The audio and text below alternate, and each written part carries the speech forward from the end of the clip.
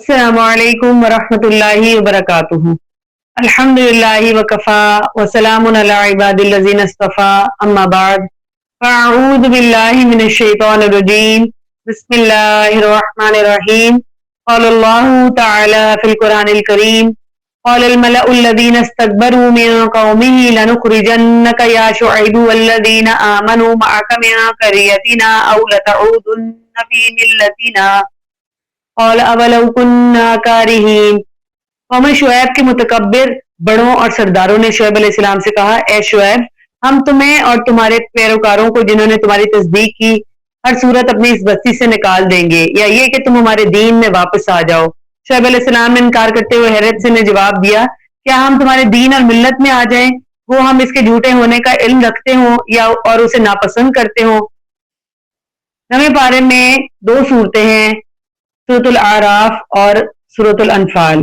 سورۃ الاعراف کے متعلق ہم پڑھ چکے کہ اس میں مشرکین کے جرائم اور ان کو ملنے والی سزاؤں کا تذکرہ کیا گیا تھا، یعنی پچھلی امتوں کا ذکر ہم نے پڑھا، اور امت محمد صلی اللہ علیہ وسلم کو تنبیہ کی گئی کہ اگر تم نے یہی رویہ اختیار کیا تو ہم تمہارے ساتھ بھی وہی سلوک کریں گے جو سابقہ اقوام کے ساتھ کیا گیا۔ اب فرما برداری کے فوائد اور نافرمانی کے نقصانات بتائے جا رہے ہیں۔ ہمارے ہاں عام طور پہ یہ سمجھا جاتا ہے کہ نیکی کی جزا اور گناہ کی سزا صرف آخرت میں جنت اور جہنم کی صورت میں ملتی ہے، جبکہ حقیقت یہ ہے کہ جزا و سزا کا سلسلہ ایک محدود پیمانے پر اس دنیا میں بھی جاری ہے۔ ہر نیکی کا اجر اور ہر گناہ کی سزا جو ہے وہ دنیا میں بھی تھوڑی ملتی ہے۔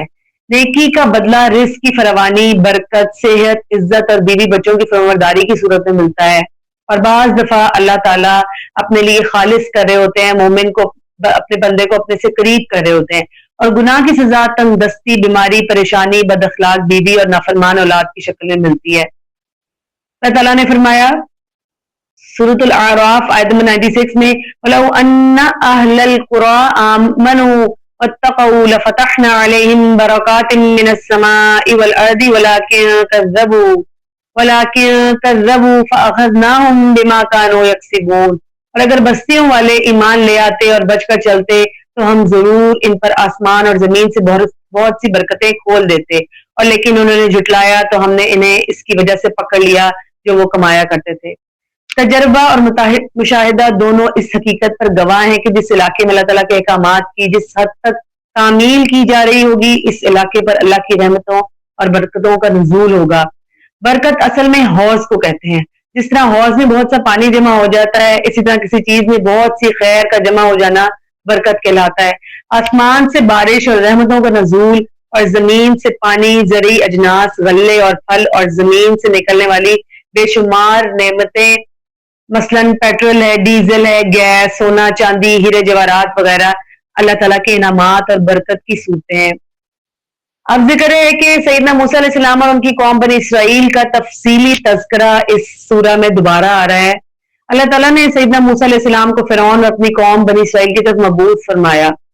سیدنا موسیٰ علیہ السلام نے فرعون کے دربار میں پہنچ کر اسے بتایا کہ مجھے اللہ نے نبی بنا کر مبعوث کیا ہے، اس کے سامنے اللہ کا پیغام پیش کیا۔ موسیٰ علیہ السلام کی دعوت دو نقطوں پر مشتمل تھی۔ پہلا یہ کہ توحید الہی کو تسلیم کر لو، اور دوسرا یہ کہ بنی اسرائیل کو آزاد کر دو اور انہیں اپنے وطن فلسطین جانے کی اجازت دے دو۔ فرعون نے نشانیوں کا مطالبہ کیا تو سیدنا موسیٰ علیہ السلام نے عصا اور ید بیضا دکھایا۔ عصا جو ان کی لاٹھی تھی وہ اژدہا بن جاتی تھی، اور ہاتھ جو تھا وہ چمکدار تھا۔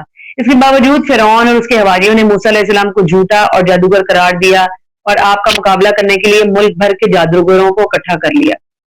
اب کیونکہ اس وقت جادو بہت اپنے عروج پہ تھا، اس لیے موسیٰ علیہ السلام کو ایسے معجزے عطا کیے گئے جیسے کہ وہ جادو کے توڑ کے طور پہ۔ مقابلے کی تاریخ طے کر دی گئی، مقررہ دن کو ملک بھر کے لوگ جمع ہو گئے۔ جادوگروں نے اپنے فن کا مظاہرہ کرتے ہوئے لوگوں کی آنکھوں پر جادو کر دیا۔ لوگوں کو یوں نظر آ رہا تھا کہ پورا میدان سانپوں سے بھر گیا ہے۔ تب موسیٰ علیہ السلام نے اللہ تعالیٰ کے حکم سے میدان میں اپنا ایسا پھینکا تو وہ بہت بڑا اژدہا بن گیا، اور جادوگروں کے مصنوعی سانپوں کو پل بھر میں نگل گیا اور میدان صاف ہو گیا۔ جب جادوگروں نے یہ دیکھا کہ ہمارا سب کچھ جھوٹا تھا، لیکن موسیٰ علیہ السلام کا عصا سے بننے والا سانپ یا اژدہا جو تھا وہ حقیقی تھا، ان کو پتہ چل گیا کہ یہ اللہ تعالیٰ کا معجزہ ہے، جادو نہیں ہے۔ تب انہیں یقین آ گیا کہ موسیٰ علیہ السلام اللہ کے رسول ہیں، تو وہ فوراً ایمان لے آئے۔ اور فرعون نے جب یہ دیکھا تو اس نے جادوگروں کو دھمکی دیتے ہوئے کہا کہ موسیٰ علیہ السلام پر ایمان کیوں لائے ہو مجھ سے اجازت لیے بغیر، میرے کچھ کہنے سے پہلے؟ اب اس نے جو ان کو سزا دی وہ کیا تھی؟ اس نے کہا کہ میں تمہارے ہاتھ پاؤں مخالف سے ان سے کٹوا دوں گا۔ جادوگروں نے کہا کہ کوئی بات نہیں، مر کر بھی ہم اپنے رب کے پاس ہی جائیں گے اور اس پر ہم ایمان لائے ہیں تو پھر کیا ڈر۔ پھر انہوں نے دعا کرتے ہوئے کہا ربنا افرغ علینا صبرا وتوفنا مسلمین۔ سورۃ الاعراف کی آیت نمبر 126 ہے، اے ہمارے رب ہم پر صبر انڈھیل دے اور ہمیں اس حال میں فوت کر کہ ہم فرما برداروں میں سے ہوں۔ اور فرعون کے برعکس بنی اسرائیل سیدنا موسیٰ علیہ السلام پر ایمان لے آئے تو فرعون نے انہیں سزا دینے کے لیے دوبارہ ان کے بیٹوں کو قتل کرنے کا حکم دیا۔ تو موسیٰ علیہ السلام نے اپنی قوم کو نصیحت کرتے ہوئے فرمایا قال موسیٰ لقومہ استعینوا باللہ واصبروا ان الارض للہ یورثها من یشاء من عبادہ والعاقبۃ للمتقین۔ آیت نمبر 128 ہے۔ موسیٰ علیہ السلام نے اپنی قوم سے کہا اللہ سے مدد مانگو اور صبر کرو، بے شک زمین اللہ کی ہے، وہ اس کا وارث اپنے بندوں میں سے جسے چاہتا ہے بناتا ہے اور اچھا انجام متقی لوگوں کے لیے ہے۔ تب اللہ تعالیٰ نے قوم فرعون پر پے در پہ 7 عذاب نازل کیے، قحط سالی، پھلوں کی کمی، طوفان، ٹڈی دل، جوئیں، سسری، مینڈک اور خون۔ آیت نمبر 130 میں اللہ تعالیٰ فرماتے ہیں وَلَقَدْ أَخَذْنَا آلَ فِرْعَوْنَ بِالسِّنِينَ وَنَقْصٍ مِّنَ الثَّمَرَاتِ لَعَلَّهُمْ يَذَّكَّرُونَ۔ اور بلا شبہ یقیناً ہم نے فرعون کی آل کو قحط سالیوں اور پھلوں کی کمی کے ساتھ پکڑا تاکہ وہ نصیحت پکڑیں۔ پھر اللہ تعالیٰ فرماتے ہیں آیت نمبر 133 میں فَأَرْسَلْنَا عَلَيْهِمُ الطُّوفَانَ وَالْجَرَادَ وَالْقُمَّلَ وَالضِّفَادِعَ وَالدَّمَ آيَاتٍ مُفَصَّلَاتٍ فَاسْتَكْبَرُوا وَكَانُوا قَوْمًا مُجْرِمِينَ۔ تو ہم نے ان پر طوفان بھیجا اور ٹڈیاں اور جوئیں اور مینڈک اور خون جو الگ الگ نشانیاں تھی، پھر بھی انہوں نے تکبر کیا، وہ تھے ہی مجرم لوگ۔ جب بھی کوئی عذاب آتا تو موسیٰ علیہ السلام سے جا کے درخواست کرتے کہ آپ اپنے رب سے دعا کریں کہ وہ اس عذاب کو دور کر دے، اگر عذاب ختم ہو گیا تو ہم ایمان لے آئیں گے اور بنی اسرائیل کو آزاد کر دیں گے۔ لیکن جیسے ہی عذاب ختم ہوتا وہ پھر عہد شکنی کرتے، پھر ماننے سے انکار کر دیتے۔ تب اللہ تعالیٰ نے ان 7 عذابوں کے بعد ان کو جو ہے وہ دریا میں غرق کر دیا اور بنی اسرائیل کو نہ صرف آزادی عطا فرمائی بلکہ انہیں پورے فلسطین کا حاکم بنا دیا۔ اللہ تعالیٰ فرماتے ہیں آیت نمبر 136 اور 137 میں تو ہم نے ان سے انتقام لیا پس انہیں سمندر میں غرق کر دیا اس وجہ سے کہ بے شک انہوں نے ہماری آیات کو جھٹلایا اور وہ ان سے غافل تھے۔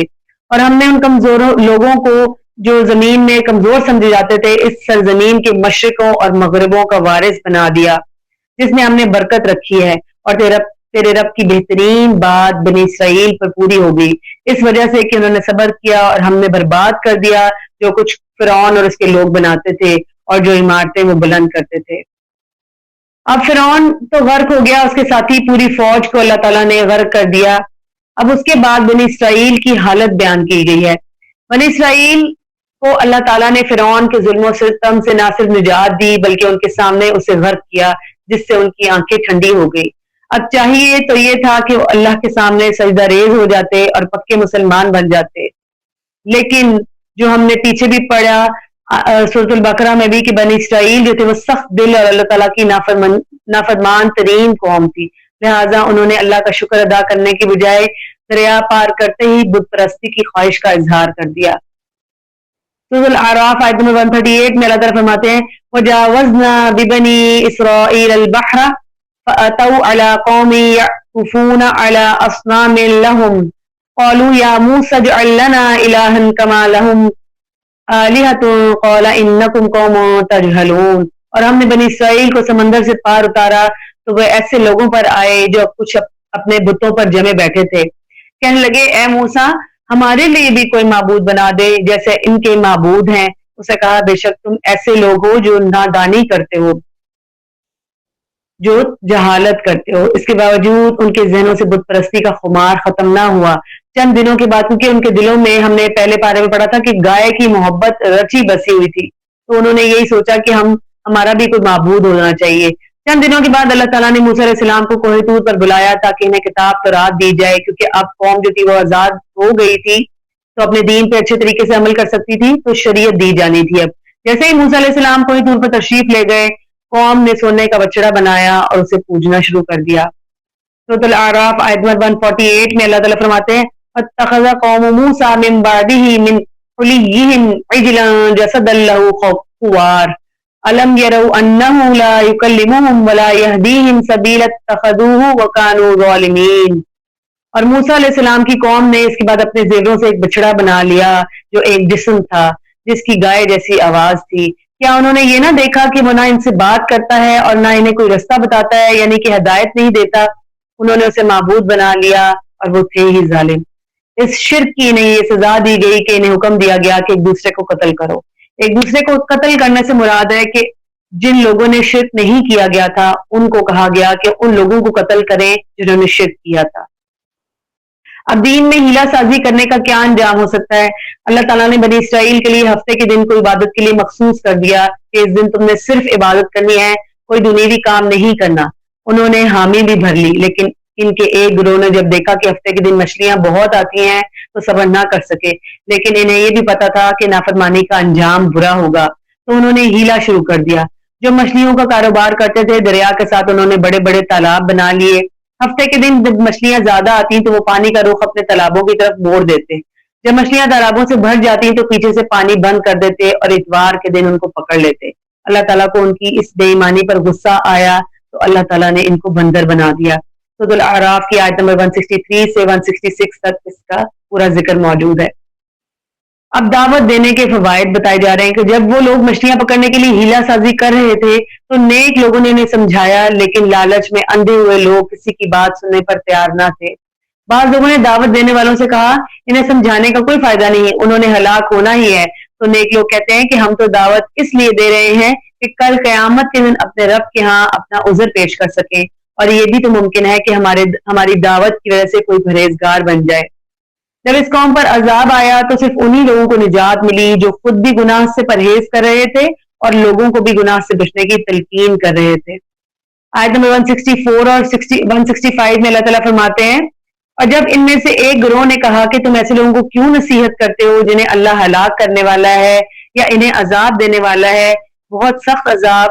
انہوں نے کہا تمہارے رب کے سامنے عذر کرنے کے لیے اور اس لیے کہ شاید وہ ڈر جائے.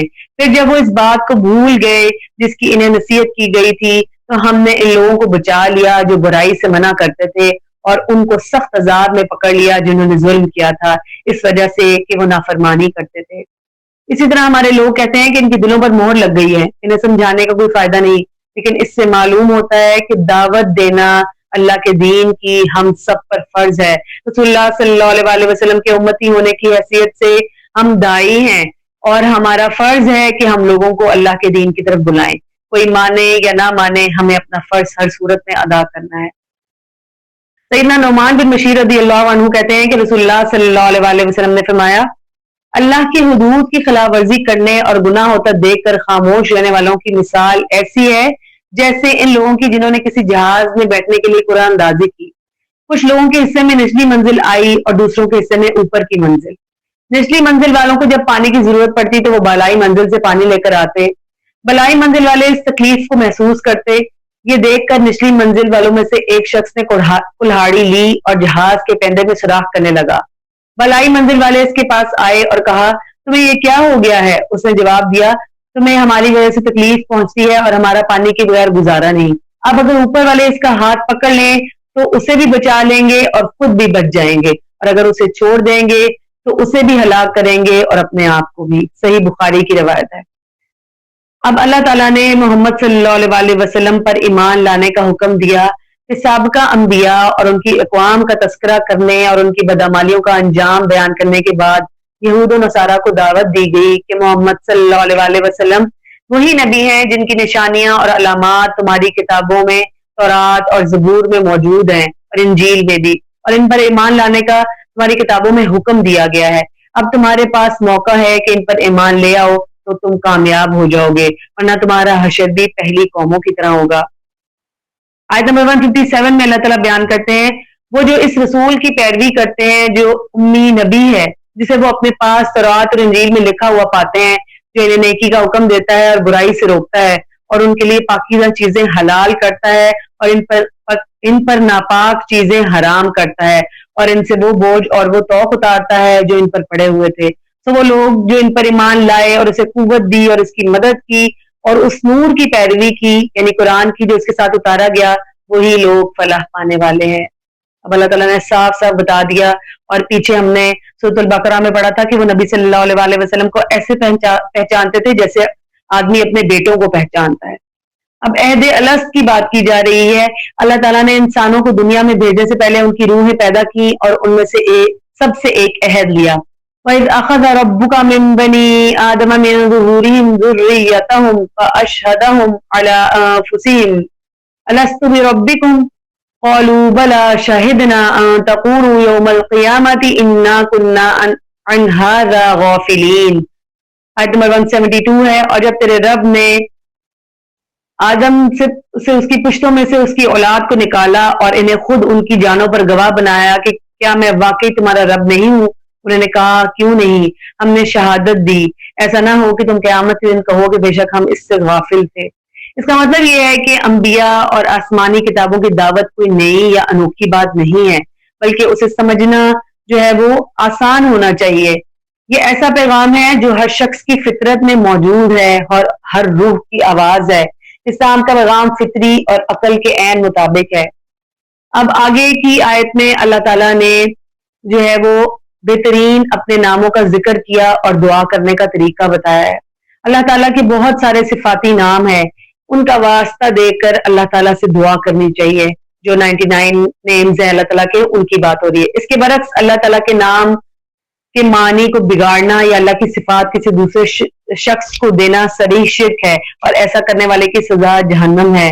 اللہ تعالیٰ کا فرمان ہے آیت نمبر 180 میں سورۃ الاعراف کی، وَلِلَّهِ الْأَسْمَاءُ الْحُسْنَىٰ فَادْعُوهُ بِهَا وَذَرُوا الَّذِينَ يُلْحِدُونَ فِي أَسْمَائِهِ سَيُجْزَوْنَ مَا كَانُوا يَعْمَلُونَ۔ اور سب سے اچھے نام اللہ ہی کے ہیں، سو اسے ان کے ساتھ پکارو اور ان لوگوں کو چھوڑ دو جو اس کے ناموں کے بارے میں سیدھی راہ سے ہٹتے ہیں، انہیں جلد ہی اس کا بدلہ دے دیا جائے گا جو وہ کیا کرتے تھے۔ اللہ تعالیٰ کا ذاتی نام ایک ہے اور وہ ہے اللہ، باقی تمام نام اللہ کی صفات ہیں۔ اللہ تعالیٰ کے ناموں یا صفات میں کجروی کا ہی دوسرا نام الحاد ہے، جیسا کہ آیت میں تھا، اور الحاد کا معنی ہے سیدھے رستے سے ہٹنا، یعنی اپنے پاس سے اللہ کا کوئی نام رکھ لینا یا ایسے لفظ سے پکارنا جس سے اللہ تعالیٰ کی شان میں کمی ہوتی ہو۔ بعض قوموں میں اللہ تعالیٰ کے ایسے نام رائج ہیں جو ایک دوسرے سے زیادہ معبودوں پر ایک سے زیادہ معبودوں پر بولے جاتے ہیں، مثلا یزدان، بھگوان، رام وغیرہ۔ ایسے نام بولنے سے اجتناب فرض ہے۔ اللہ تعالیٰ کے ناموں کو بگاڑنا جائز نہیں ہے، جیسے مشرکین مکہ نے اسم اللہ کو بگاڑ کر اللات رکھا ہوا تھا، عزیز کو بگاڑ کر العزا رکھا ہوا تھا، اور منان کو بگاڑ کر منات کر دیا، تو یہ درست نہیں ہے۔ قرآن پاک میں یہ سارے نام موجود ہیں جو وہ اللہ کے علاوہ پکارا کرتے تھے۔ اللہ تعالیٰ کے ناموں میں الہاد کی ایک شکل یہ بھی ہے کہ اس کے معنی واضح معنی سے انکار کر دیا جائے، اسے تعطیل کہتے ہیں، یا ان میں تحریف کر دی جائے تو اسے تعویل کہتے ہیں، یا ان کو مخلوق کے مشابہ سمجھا جائے تو اسے تشبیہ کہتے ہیں، اور یا یہ کہا جائے کہ ان کے معنی معلوم نہیں تو اسے تفویض کہتے ہیں۔ البتہ اللہ تعالیٰ کے کسی صفاتی نام کا ترجمہ اپنی زبان میں کر دیا جائے تو ایسا کرنا جائز ہے، مثلا رب کو پروردگار یا پالنے والا کہنا۔ یہ سارے اللہ تعالیٰ نے خود بتا دیا کہ اللہ تعالیٰ کو کیسے پکارا جائے، اور دعا کے آداب بھی بتائے گئے کہ دعا مانگتے وقت سب سے پہلے اللہ تعالیٰ کا ذکر کیا جائے، اس کو اس کی صفات کے ذریعے پکارا جائے۔ اب نبی صلی اللہ علیہ وسلم کو غیب کا علم ہرگز نہیں تھا، اس کے بارے میں آیات بیان ہو رہی ہیں۔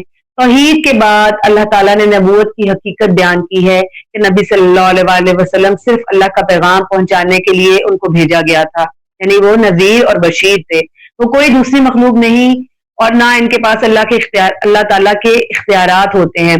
اللہ تعالیٰ نے فرمایا قُل لَا أَمْلِكُ لِنَفْسِي نَفْعًا وَلَا ضَرًّا إِلَّا مَا شَاءَ اللَّهُ وَلَوْ كُنتُ أَعْلَمُ الْغَيْبَ لَاسْتَكْثَرْتُ مِنَ الْخَيْرِ وَمَا مَسَّنِيَ السُّوءُ إِنْ أَنَا إِلَّا نَذِيرٌ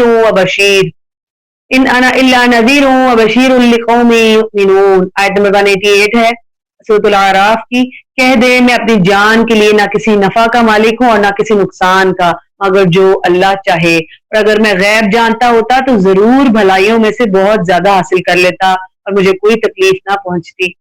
میں نہیں ہوں مگر ایک ڈرانے والا اور خوشخبری دینے والا ان لوگوں کے لیے جو ایمان رکھتے ہیں۔ اللہ تعالیٰ نے علم الغیب جاننے کے 2 فائدے بیان کیے ہیں۔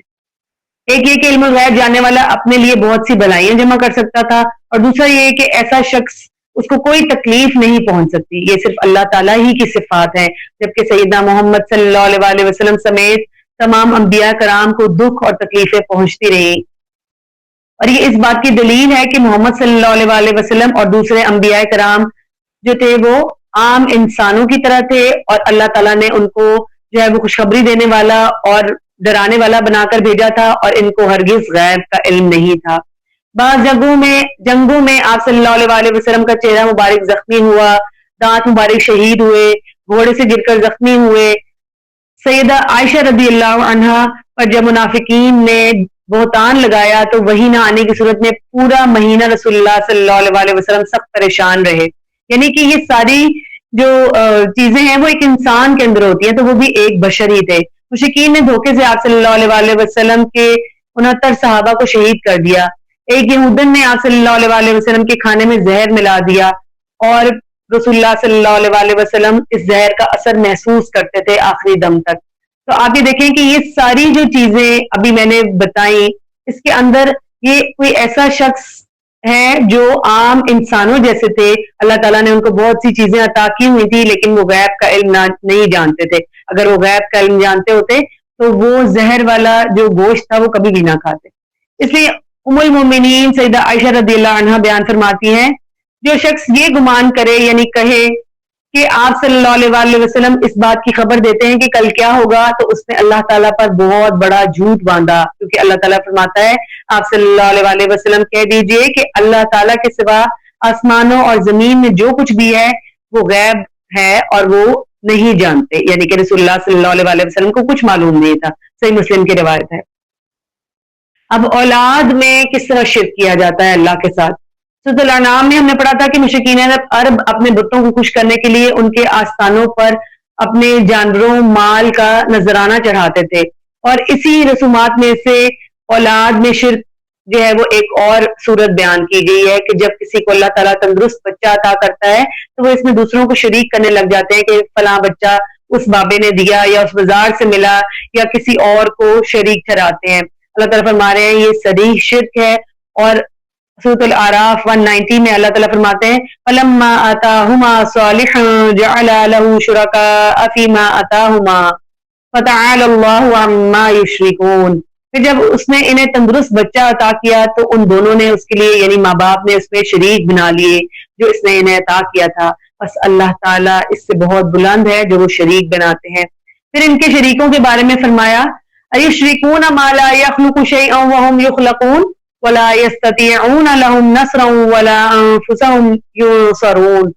آیت نمبر 191 اور 192 ہے، کیا وہ انہیں شریک بناتے ہیں جو کوئی چیز پیدا نہیں کرتے بلکہ وہ خود پیدا کیے جاتے ہیں، اور نہ ان کی کوئی مدد کر سکتے ہیں اور نہ وہ خود اپنی مدد کرتے ہیں۔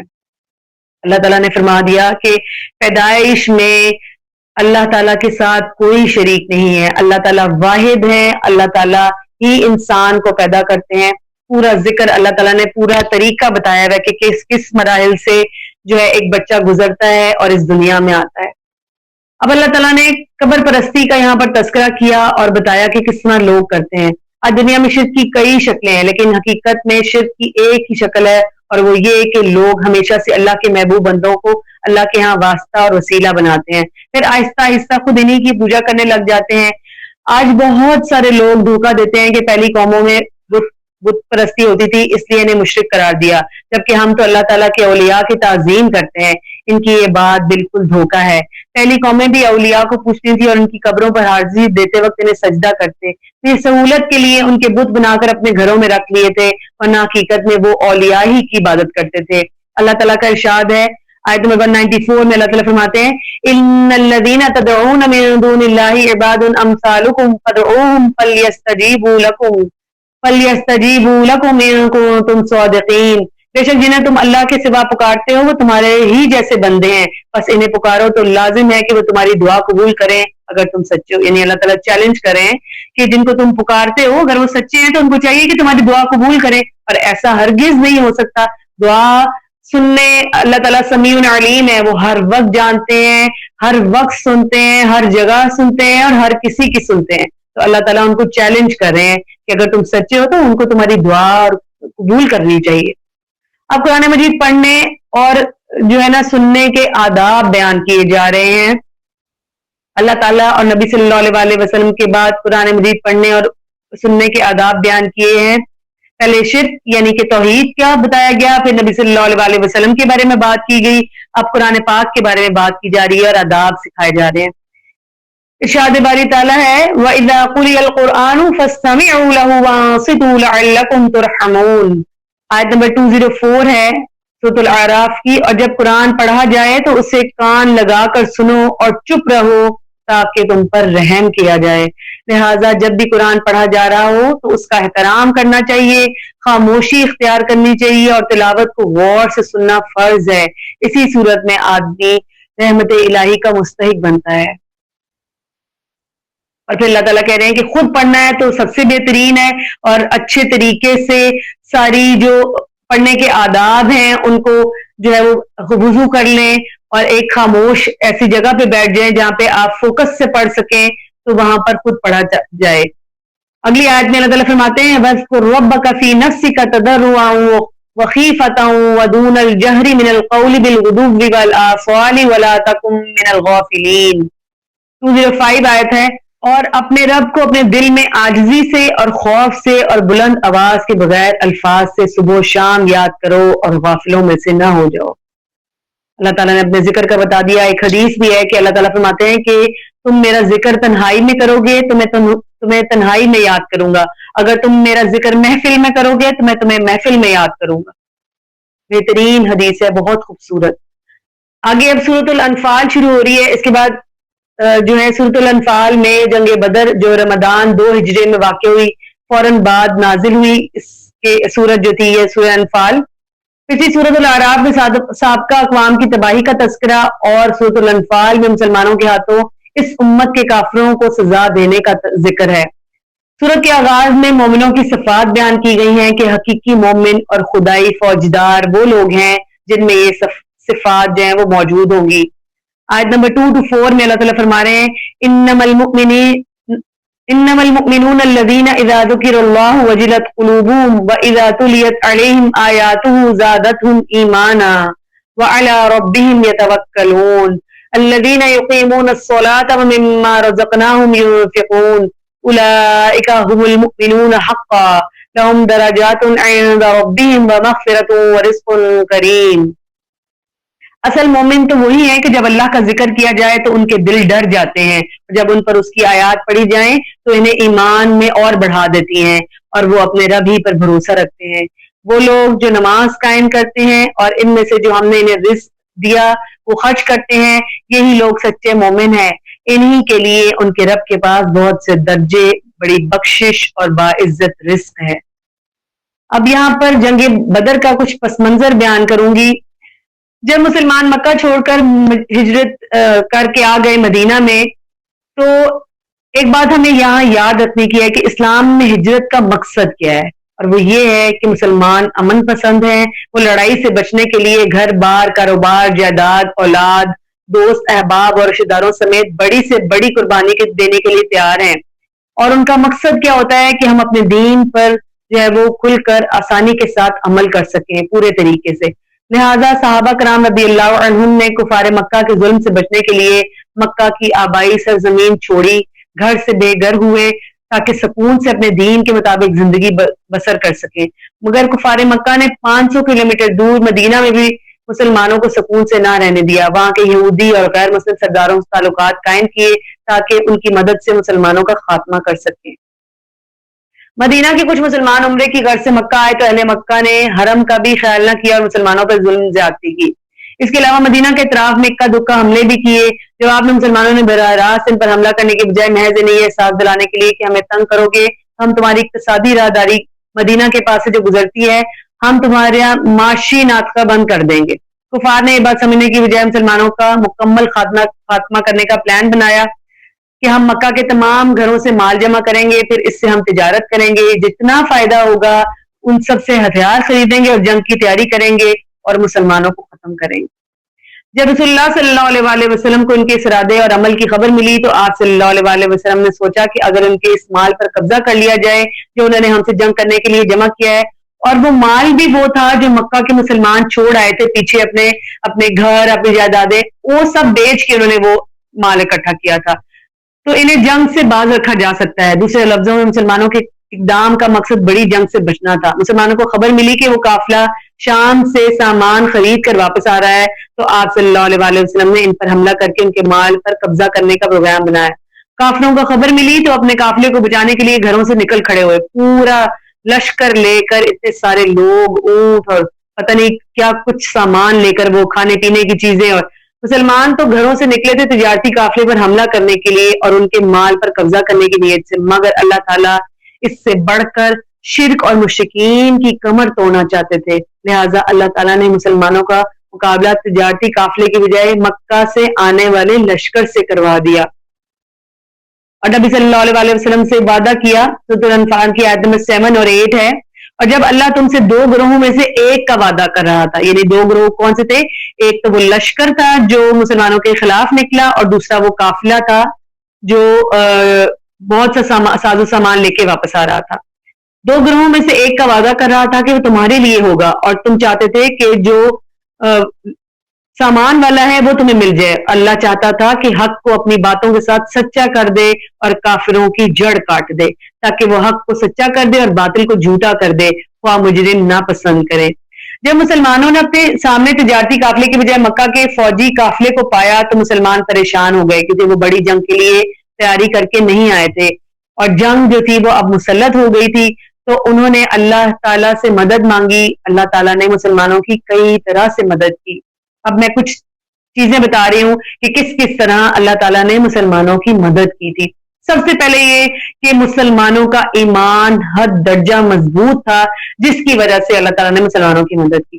1000 فرشتے نازل فرمائے، مسلمانوں پر نیند طاری کر کے ان کے دلوں کو پرسکون بنا دیا، بارش نازل کر کے ریتلی زمین کو پاؤں جمنے کے قابل بنا دیا، ایسا انتظام کیا کہ مسلمان کافروں کو کم دیکھ رہے تھے اور کافر مسلمانوں کو زیادہ نظر آ رہے تھے۔ رسول اللہ صلی اللہ علیہ وآلہ وسلم نے ان کی ایسی صف بندی کی تھی کہ کافروں کو لگا کہ مسلمان تعداد میں زیادہ ہیں، حالانکہ وہ صرف 313 تھے اور کافر جو تھے وہ 1000 کی تعداد میں تھے۔ پھر اس کا نتیجہ یہ ہو کہ مسلمانوں کے دلوں میں کافروں کا رعب ختم کر دیا گیا، لیکن کافروں کے دلوں میں مسلمانوں کا رعب پیدا کر دیا گیا، جس سے وہ پس ہمت ہو گئے۔ پھر اللہ تعالیٰ نے مسلمانوں سے فرمایا فَاضْرِبُوا فَوْقَ الْأَعْنَاقِ وَاضْرِبُوا مِنْهُمْ كُلَّ بَنَانٍ، آیت نمبر 12 ہے سورۃ الانفال کی، پس ان کی گردنوں کے اوپر ضرب لگاؤ اور ان کے ہر پور پر ضرب لگاؤ۔ اس کا نتیجہ یہ نکلا کہ مسلمانوں نے کافروں کے صف اول کے تمام بڑے سرداروں سمیت ان کے 70 جنگجو مار ڈالے، اور صف ثانی کے تمام لیڈروں سمیت 70 آدمیوں کو قیدی بنا لیا۔ اس لیے غزوہ بدر کو فرقان کا نام دیا گیا۔ فرقان کا مطلب ہوتا ہے حق کو باطل میں فرق کر دینے والا غزوہ۔ اب جہاد کے اس کے بعد اللہ تعالیٰ نے کچھ آداب یہاں بیان کیے ہیں۔ اللہ تعالیٰ نے مسلمانوں کو جہاد کرنے کے آداب سکھاتے ہوئے فرمایا ہے یا ایھا الذین آمنوا اذا لقیتم الذین کفروا زحفا فلا تولوهم الادبار ومن یولہم یومئذ دبرہ الا متحرفا لقتال او متحیزا الى فئة فقد باء بغضب من اللہ ومأواہ جہنم وبئس المصیر۔ آیت نمبر 15 اور 16 ہے، اے لوگوں جو ایمان لائے ہو، جب تم ان لوگوں سے جنہوں نے کفر کیا آمنے سامنے مقابلے کی صورت میں ملو تو ان سے پیٹھے نہ پھیرو، اور جو کوئی اس دن ان سے اپنی پیٹھ پھیرے ماں سوائے اس کے کہ جو لڑائی کے لیے پینترا بدلنے والا ہو یا کسی جماعت کی طرف پناہ لینے والا ہو تو یقیناً وہ اللہ کے غضب کے ساتھ لوٹا اور اس کا ٹھکانہ جہنم ہے، اور وہ لوٹنے کی بری جگہ ہے۔ پھر مزید اللہ تعالیٰ نے فرمایا فَقَاتِلُوهُمْ حَتَّى لَا تَكُونَ فِتْنَةٌ وَتَكُونَ الدِّينُ كُلُّهُ لِلَّهِ فَإِنِ انْتَهَوْا فَإِنَّ اللَّهَ بِمَا يَعْمَلُونَ بَصِيرٌ۔ آیت نمبر 39 ہے، اور ان سے لڑو یہاں تک کہ کوئی فتنہ نہ رہے اور دین سب کا سب اللہ کے لیے ہو جائے، پھر اگر وہ باز آ جائیں تو بے شک اللہ جو کچھ وہ کر رہے ہیں اسے خوب دیکھنے والا ہے۔ اب کافروں کا جو سردار ابو جہل تھا اس نے ایک دعا مانگی تھی، اور وہ کہا کرتا تھا کہ اگر محمد صلی اللہ علیہ وآلہ وسلم اور قرآن مجید سچے ہیں تو پھر ہم پر پتھروں کی بارش اللہ تعالیٰ برسا دے، جیسا کہ صحیح بخاری میں ہے اس نے کیا کہا تھا؟ اللہم ان کان ھذا هو الحق من عندک فامطر علینا حجارۃ من السماء او ائتنا بعذاب علیم. اے اللہ اگر یہ قرآن تیری طرف سے برحق ہے تو ہمارے اوپر پتھروں کی بارش برسا یا ہمیں دردناک قسم کے عذاب سے دوچار کر دے. صحیح بخاری کی روایت ہے. لیکن پتھروں کی بارش تو نہ ہوئی، اس سے انہوں نے سمجھ لیا کہ ہمارا دین سچا ہے، تو اللہ تعالیٰ نے ان کی اس غلط فہمی کا ازالہ کرتے ہوئے دنیاوی عذاب کے اصول بیان فرمائے. اللہ تعالیٰ سورۃ الانفال آیت نمبر 33 میں فرماتے ہیں وَمَا كَانَ اللَّهُ لِيُعَذِّبَهُمْ وَأَنْتَ فِيهِمْ وَمَا كَانَ اللَّهُ مُعَذِّبَهُمْ وَهُمْ يَسْتَغْفِرُونَ. اور اللہ کبھی ایسا نہیں کہ انہیں عذاب دے جبکہ تو ان میں موجود ہے، یعنی کہ رسول اللہ صلی اللہ علیہ وسلم. جب بھی کوئی نبی اپنی قوم میں موجود ہوتا ہے اس قوم پر اس وقت تک عذاب نہیں آتا جب تک وہ نبی وہاں سے نکل نہ جائے، اور اللہ انہیں کبھی عذاب دینے والا نہیں جبکہ وہ بخشش مانگتے ہوں. یعنی دو صورتوں میں اللہ کسی قوم پر عذاب نہیں بھیجتا، ایک یہ کہ جبکہ ان میں نبی صلی اللہ علیہ وسلم کی ذات اقدس موجود ہو یا کوئی بھی نبی موجود ہو. دوسرا جب وہ استغفار کرتے ہوں. تو پہلے جب آپ مکہ میں تھے آپ کی موجودگی کے سبب عذاب نہیں آیا، اب جبکہ آپ صلی اللہ علیہ وسلم کو انہوں نے مکہ سے نکال دیا اور معافی مانگنے پر بھی تیار نہیں ہے، تو اب ان پر عذاب آنا ہی چاہیے تھا جو بدر کے میدانوں میں انہوں نے دیکھ لیا. اب کافروں کو الٹیمیٹم دیا جا رہا ہے. اللہ تعالیٰ فرماتے ہیں سورۃ الانفال آیت نمبر 38 میں قُلْ لِلَّذِينَ كَفَرُوا إِن يَنْتَهُوا يُغْفَرْ لَهُم مَّا قَدْ سَلَفَ وَإِن يَعُودُوا فَقَدْ مَضَتْ سُنَّتُ الْأَوَّلِينَ. آیت نمبر 38 ہے ان لوگوں سے کہہ دے جنہوں نے کفر کیا اگر وہ باز آ جائیں تو جو کچھ گزر چکا انہیں بخش دیا جائے گا، اور اگر پھر بھی ایسا کریں تو پہلے لوگوں کا طریقہ گزر ہی چکا، یعنی کہ پہلے لوگوں کی باتیں ان کو بتائی جا چکی ہیں، اگر یہ باز نہ آئے تو ان کا حشر بھی ویسا ہی ہوگا. اب مسلمانوں کو بتایا جا رہا ہے کہ جہاد کا حکم اصل میں ہوتا کس لیے؟ تاکہ فتنے کو ختم کیا جا سکے. اللہ تعالیٰ سورۃ الانفال آیت نمبر 39 میں بیان کرتے ہیں وَقَاتِلُوهُمْ حَتَّى لَا تَكُونَ فِتْنَةٌ وَيَكُونَ الدِّينُ كُلُّهُ لِلَّهِ فَإِنِ انْتَهَوْا فَإِنَّ اللَّهَ بِمَا يَعْمَلُونَ بَصِيرٌ. اور ان سے لڑو یہاں تک کہ کوئی فتنہ نہ رہے اور دین سب کا سب اللہ کے لیے ہو جائے، پھر اگر وہ باز آ جائیں تو بے شک اللہ جو کچھ وہ کر رہے ہیں اسے خوب دیکھنے والا ہے. فتنہ کا لفظی معنی ہے آگ میں تپانا اور آزمانا. اس کا مطلب یہ ہے کہ اس وقت تک کفار سے لڑتے رہو جب تک کسی شخص کے اسلام لانے پر اسے ستانے اور آزمائش میں ڈالنے سے وہ باز نہیں آ جاتے اور تمام دنیا سے شرک کا غلبہ ختم نہیں ہو جاتا، یعنی اس وقت تک جو ہے وہ جہاد کرنا ہے. سیدنا عبداللہ بن عمر رضی اللہ عنہما سے روایت ہے کہ رسول اللہ صلی اللہ علیہ وسلم نے ارشاد فرمایا مجھے اللہ کی طرف سے حکم دیا گیا ہے کہ لوگوں سے اس وقت تک جنگ کروں کہ وہ اس بات کا اقرار کر لیں کہ اللہ کے سوا کوئی معبود نہیں اور محمد صلی اللہ علیہ وسلم اللہ کے سچے رسول ہیں، اور نماز ادا کرنے لگے اور زکوٰۃ دیں. جس وقت وہ یہ کرنے لگے تو مجھ سے اپنے جان اور مال کو محفوظ کر لیں گے سوائے اسلام کے حق کے، رہا ان کے دل کا حال تو ان کا حساب اللہ کے ذمہ ہے. صحیح بخاری کی روایت ہے. الحمدللہ ہمارا نواں پارہ آج کمپلیٹ ہو گیا. اللہ تعالیٰ ہمیں اس کو سمجھنے کی توفیق عطا فرمائے، اور جو ہم نے آج پڑھا کہ جنگ بدر میں مسلمانوں کی کس کس طرح سے اللہ نے مدد کی. پہلے اگر ہمارا ایمان مضبوط ہوگا، ہمارا توکل مضبوط ہوگا اللہ تعالیٰ پر، تو اللہ تعالیٰ جو ہے وہ ہمیں ہر طرح سے مدد دیں گے. اور اگر ہمارے ایمان اور توکل میں جو ہے وہ خرابی ہوئی تو پھر اللہ کی مدد نہیں آئے گی. اللہ تعالیٰ ہر وقت تیار ہیں ہماری مدد کرنے کے لیے. اللہ تعالیٰ ہمیں وہ طریقے سکھا دے، وہ طریقے سمجھا دے جس سے ہمارے پاس بھی اللہ کی مدد آئے. ویسے تو اللہ تعالیٰ ہر وقت سنتے ہیں، ہر وقت جانتے ہیں. ہم نہ بھی بولیں، ہم خاموشی سے کہیں کوئی بات، تب بھی اللہ تعالیٰ سننے والے اور جاننے والے ہیں بے شک. اور بعض اوقات ہماری باتوں کا جواب بھی ہمیں مل جاتا ہے. اللہ تعالیٰ ہمیں مستجاب الدعوات میں سے بنا لے، یعنی ان لوگوں میں سے جن کی دعائیں قبول ہوتی ہیں. اللہ تعالیٰ ہمیں سمجھ کر پڑھنے والا اور عمل کرنے والا بنا دے. اللہ تعالیٰ ہماری اولادوں کی حفاظت فرمائے، ان کے دین کی حفاظت فرمائے، ان کو داعی بنائے، ان کو اپنا دین سمجھنے والا اور پھیلانے والا بنا دے. اللہ تعالیٰ ہم سے یہ چھوٹی سی کوشش قبول و منظور فرما لے.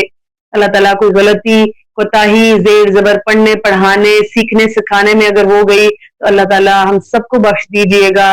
اللہ تعالیٰ ہم سے یہ چھوٹی سی کاوش قبول فرمائیے، اس ماہ مبارک کی سعادتیں اور برکتیں اور رحمتیں سمیٹنے والا بنا دے، اور یہ رمضان ہمارے تمام پچھلے رمضانوں سے بہترین بنا دے، اور اللہ تعالیٰ اس رمضان میں ہماری بخشش فرما دے، امت مسلمہ کی بخشش فرما دے۔ اللہ تعالیٰ جہاں بھی مسلمان پریشان، بیمار، تکلیفوں میں ہیں، مصیبتوں میں ہیں، اللہ تعالیٰ ان کو اس سے نکال لے اور اپنا فرمانبردار بنا لے۔ ہماری آنے والی نسلوں کو اللہ تعالیٰ اپنا فرمانبردار بنا لے، آمین یا رب العالمین۔